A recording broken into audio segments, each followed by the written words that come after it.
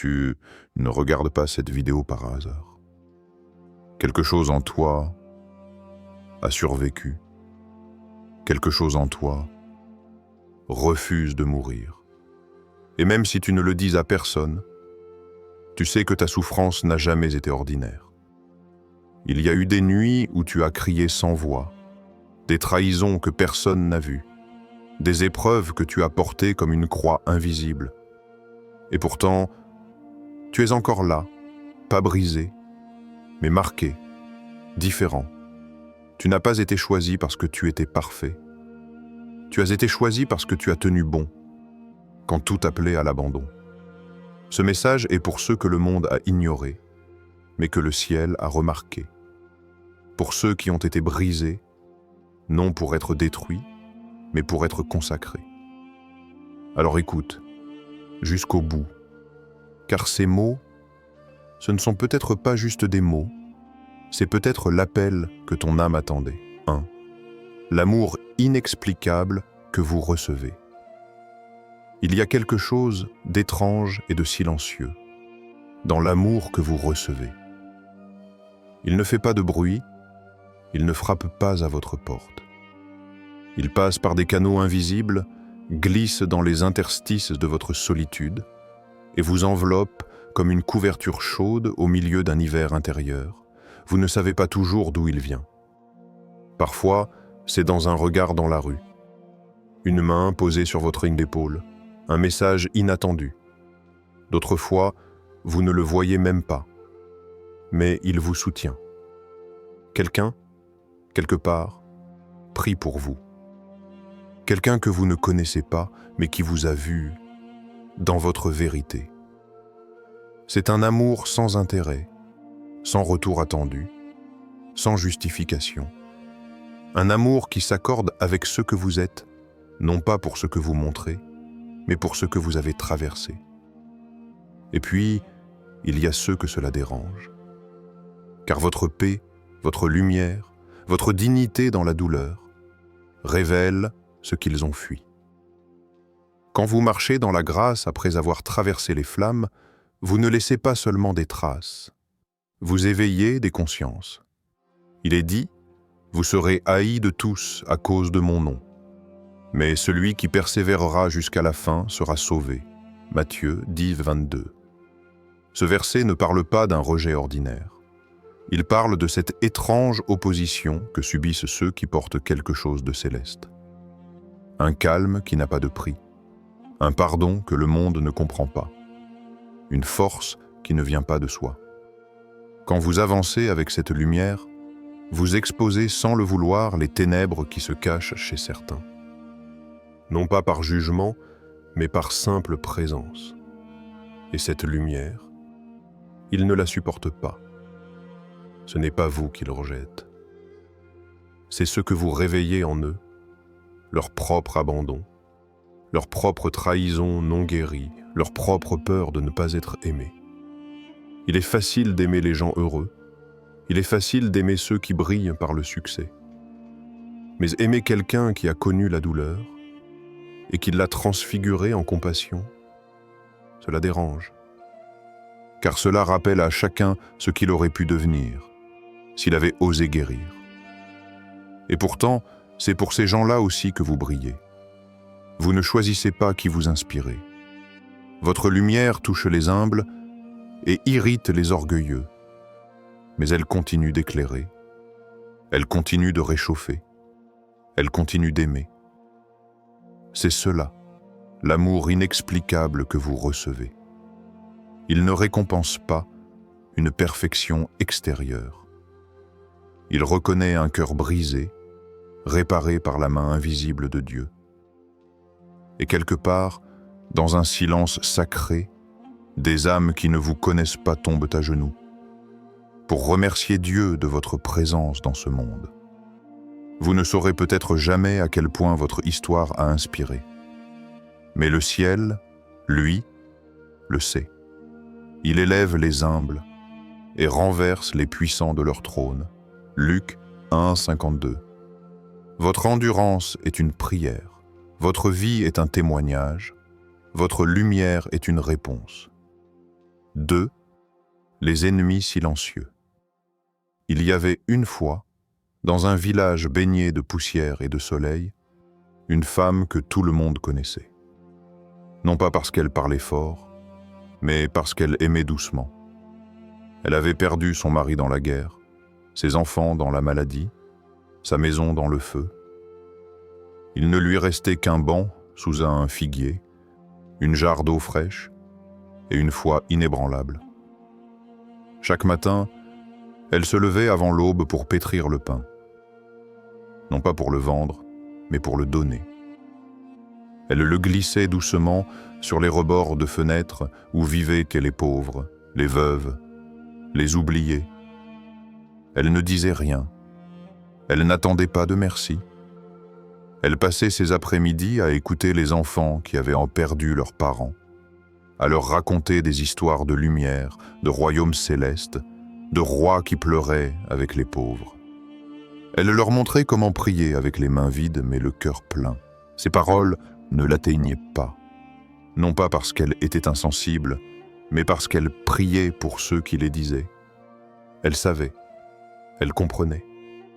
L'amour véritable attire autant la gratitude que la jalousie.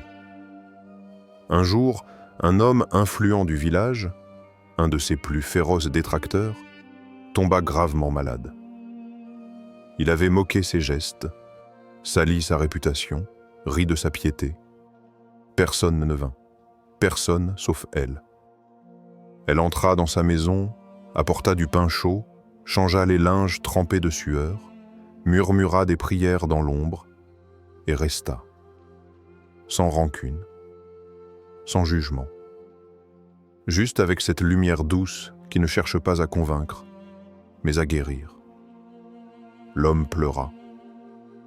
Pas à cause de la fièvre, mais parce que son cœur, endurci par l'orgueil, commençait à se fissurer. Elle ne dit rien. Elle ne lui rappela pas ses paroles passées. Elle déposa simplement une main sur son front et dit « Tu n'es pas seul ». Et elle partit. Ce soir-là, les étoiles semblèrent plus proches. Même les feuilles du figuier frémissaient d'un souffle plus tendre. Les ennemis silencieux ne détestent pas vraiment ce que tu fais. Ils détestent ce que tu réveilles en eux. En eux. Tu es un miroir qu'ils n'ont pas demandé à regarder. Une lumière qui entre dans des recoins qu'ils préféraient garder dans l'ombre.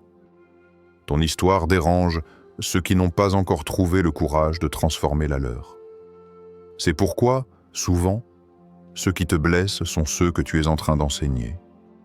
Sans le savoir, et parfois, ton amour guérit ceux qui ne sauront jamais te le dire. Le Christ, alors qu'on le clouait au bois, n'a pas maudit. Il n'a pas demandé justice. Il a murmuré « Père, pardonne-leur, car ils ne savent ce qu'ils font. » Luc 23, 34. Car l'amour vrai ne cherche pas à être compris. Il cherche à demeurer fidèle, même dans l'incompréhension. 3. Le poids invisible de votre histoire. Il y a des histoires que personne ne lira jamais. Elles ne sont pas écrites à l'encre. Elles sont gravées dans le souffle, dans les silences que personne ne remarque, dans les regards que vous baissez sans même vous en rendre compte. Votre histoire n'est pas faite de mots. Elle est faite d'abandons que vous avez surmontés sans bruit, de portes fermées devant lesquelles vous n'avez pas crié, de douleurs que vous avez laissées mourir dans le secret, parce que personne n'aurait compris. Et pourtant, aujourd'hui, les gens vous regardent. Ils admirent votre calme. Ils se nourrissent de votre paix. Ils veulent cette lumière, sans savoir ce qu'elle vous a coûté. Ils ne voient pas les nuits sans sommeil. Les batailles mentales, les prières murmurées dans le noir, le front contre le sol, quand même respirer semblait trop, mais Dieu voit. Et il se souvient de chaque instant où vous avez choisi l'amour, alors que la haine semblait plus facile. Chaque moment où vous avez pardonné, même en saignant encore. Chaque fois où vous avez dit « merci à la vie » alors qu'elle vous semblait vide. Il y a une beauté que seul le ciel comprend. celle qui naît du feu, celle qui se construit dans l'ombre, celle qui n'a pas besoin d'applaudissements pour exister. Il n'y a pas de gloire sans sacrifice. Il n'y a pas d'aura sans douleur transfigurée. Le monde aime les fruits, mais oublie les racines. Il veut votre paix, mais ignore vos déserts.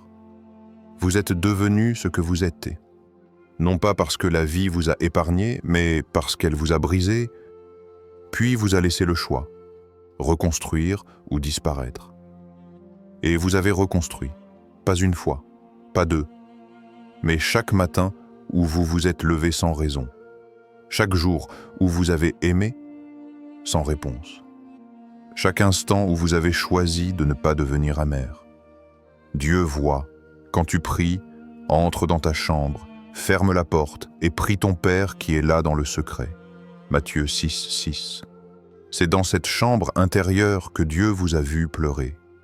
Et c'est là qu'il vous a élevé. Pas devant les foules, pas sur les scènes, mais dans l'invisible, car ce qui est profond ne fait pas de bruit. Ce qui est sacré n'a pas besoin d'être vu. Il n'a pas oublié vos larmes. Il n'a pas ignoré votre foi quand tout semblait vide.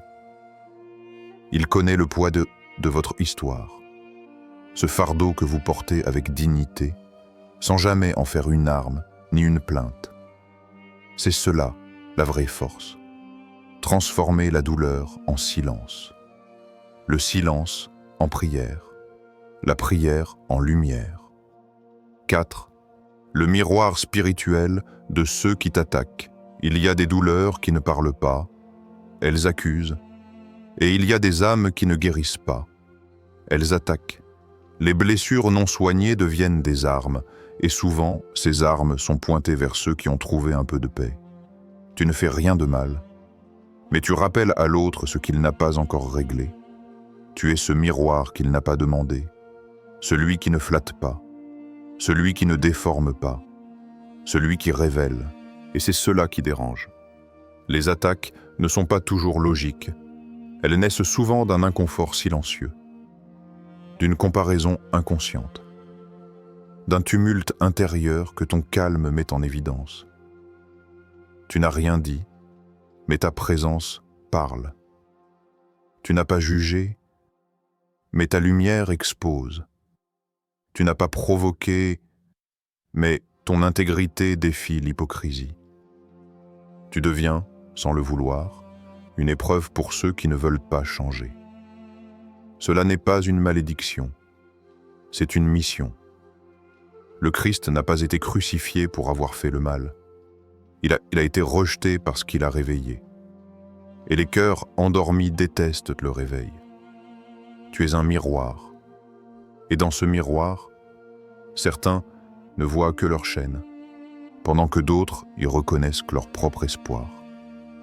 Il y a des regards qui te fuient, non parce qu'ils te méprisent, mais parce qu'ils ont peur d'y voir ce qu'ils sont devenus.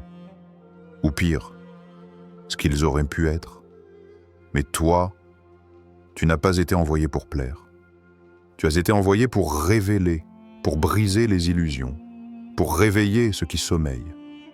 Et cela a un prix. Le prix d'être mal compris. Le prix d'être parfois seul. Le prix d'être vu comme un problème par ceux que tu es censé éveiller.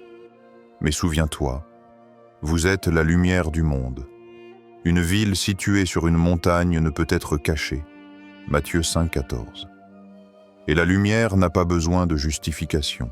Elle ne discute pas avec les ténèbres. Elle est. Et cela suffit. Sois donc stable comme la montagne. Immobile comme la vérité. Silencieux comme la paix que rien ne peut déraciner. Les tempêtes peuvent gronder, mais elles ne changent pas la hauteur de la montagne. Tu n'es pas l'ennemi.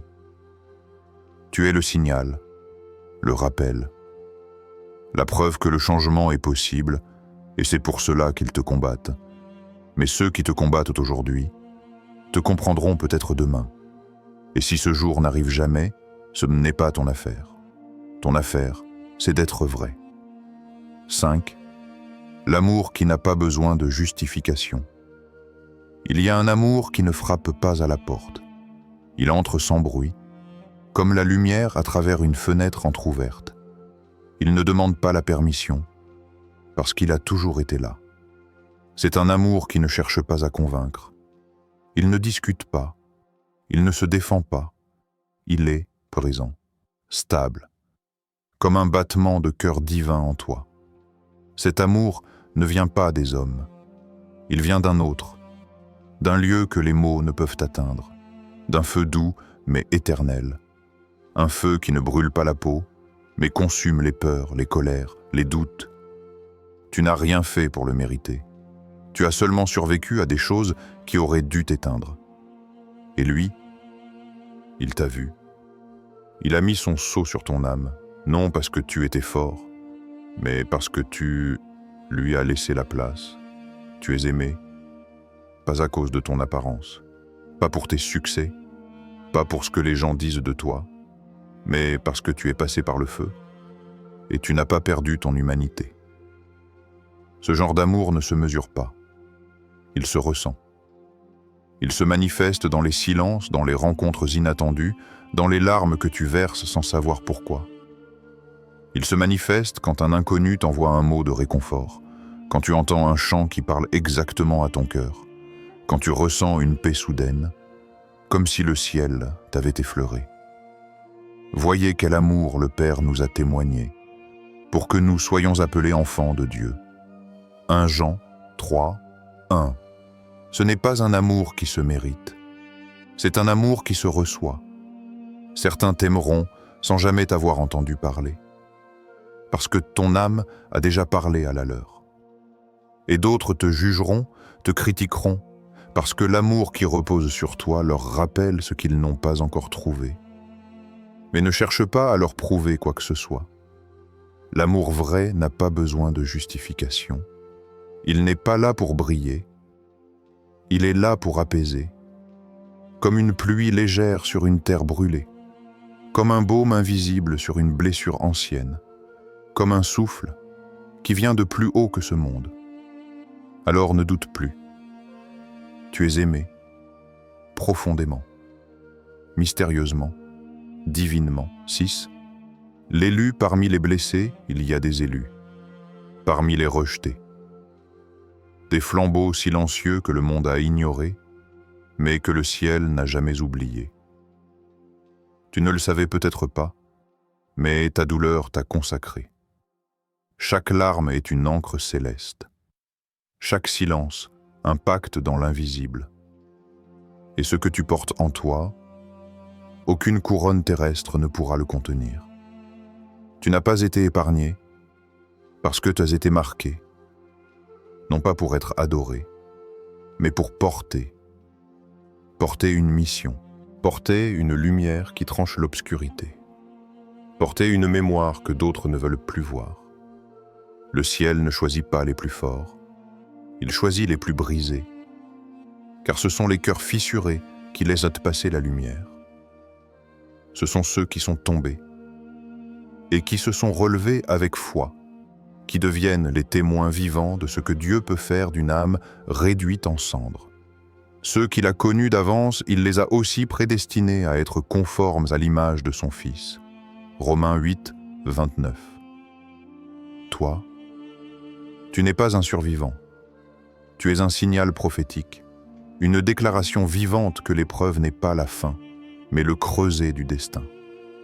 Regarde bien autour de toi. Tu verras que ceux qui te combattent ne comprennent pas ce que tu portes. Ils te voient comme un souvenir de leur propre renoncement. Ton endurance les condamne. Ton silence leur fait peur. Ta paix, après tant de tempêtes, leur semble injustifiable. Parce qu'ils ignorent que tu as été façonné par un feu qu'eux-mêmes ont fui. Et toi, blessé, toi que l'on a rejeté, calomnié, ignoré, tu n'as jamais été seul.